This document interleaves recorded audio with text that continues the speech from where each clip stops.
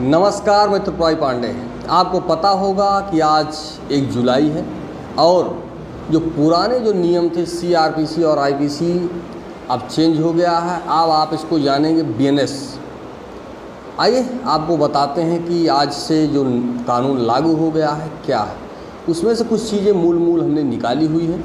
आइए आपको विस्तार से बताते हैं। न्यू क्राइम लॉस ठग 420 नहीं 316 कहलाएंगे।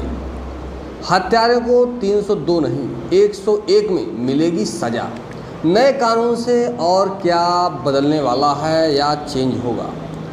भारतीय न्याय संहिता, भारतीय दंड संहिता IPC में 511 धाराएं थी, लेकिन भारतीय न्याय संहिता में धाराएं 358 हैं।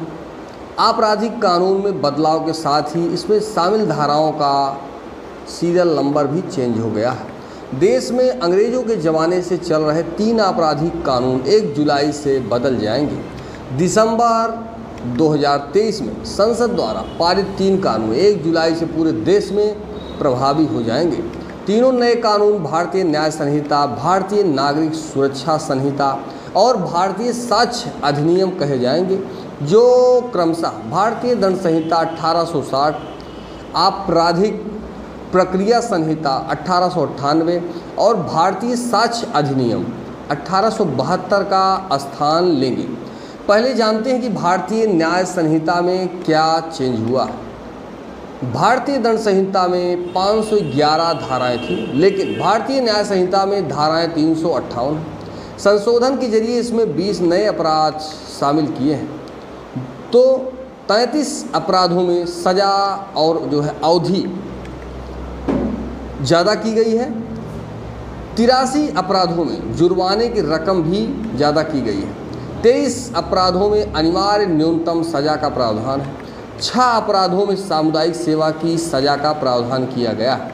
बता दें कि भारतीय न्याय संहिता, भारतीय नागरिक सुरक्षा संहिता और भारतीय साक्ष्य अधिनियम को 12 दिसंबर 2023 को केंद्र सरकार ने लोकसभा में 3 संशोधित आपराधिक विधेयकों को पेश किया था। इन विधेयकों को लोकसभा ने 20 दिसंबर 2023 को और राज्यसभा ने 21 दिसंबर 2023 को मंजूरी दी। राज्यसभा में विधेयकों को केंद्रीय गृह मंत्री अमित शाह द्वारा पेश किए जाने के बाद ध्वनि मत से पारित किया गया था। इसके बाद 25 दिसंबर 2023 को राष्ट्रपति से मंजूरी के बाद विधेयक कानून बन गए, लेकिन इनके प्रभावी होने की तारीख 1 जुलाई 2024 रखी गई। संसद में तीनों जो कानून हैं पर चर्चा के दौरान केंद्रीय मंत्री अमित शाह ने कहा था कि इनमें सज़ा देने के बजाय न्याय देने पर फोकस किया गया है।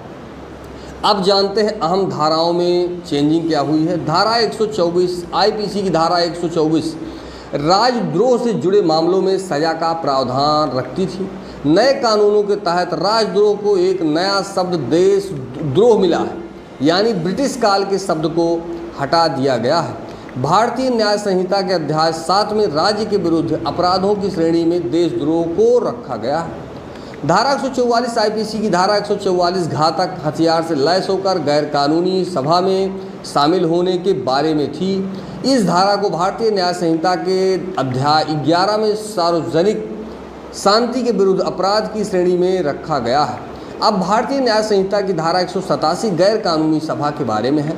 धारा 302 पहले किसी की हत्या करने वाला धारा 302 के तहत आरोपी बनाया जाता था।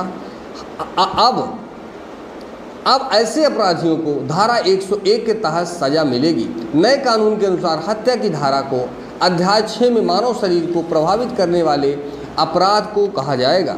धारा 307 नए कानून के अस्तित्व में आने से पहले हत्या करने के दोषी को IPC की धारा 307 के तहत सजा मिलती थी, लेकिन अब ऐसे दोषियों को भारतीय न्याय संहिता की धारा 100 दिया गया है 109 के तहत सजा सुनाई जाएगी। इस धारा को भी अध्याय 6 में रखा गया है। धारा 376 यानी कि 376 दुष्कर्म से जुड़े अपराध में सजा को पहले IPC की धारा 376 में परिभाषित किया गया था। भारतीय न्याय संहिता में इसे अध्याय 5 में महिलाओं और बच्चों के विरुद्ध अपराध की श्रेणी में जगह दी गई है। नए कानून के दुष्कर्म के जुड़े अपराध में सजा का धारा 63 में परिभाषित किया गया है। वहीं सामूहिक दुष्कर्म को आईपीसी की धारा 376 डी को नए कानून में धारा 70 में शामिल किया गया है, मतलब 70। धारा 399 399 पहले मानहानि के मामले में आईपीसी की धारा 399 इस्तेमाल की जाती थी।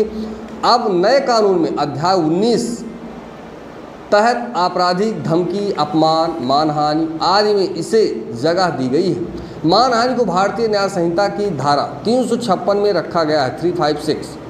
धारा 420 भारतीय न्याय संहिता में धोखाधड़ी या ठगी का अपराध 420 में नहीं, अब धारा 316 के तहत आएगा। इस धारा को भारतीय न्याय संहिता में अध्याय 17 में संपत्ति की चोरी के विरुद्ध अपराधों की श्रेणी में रखा गया है।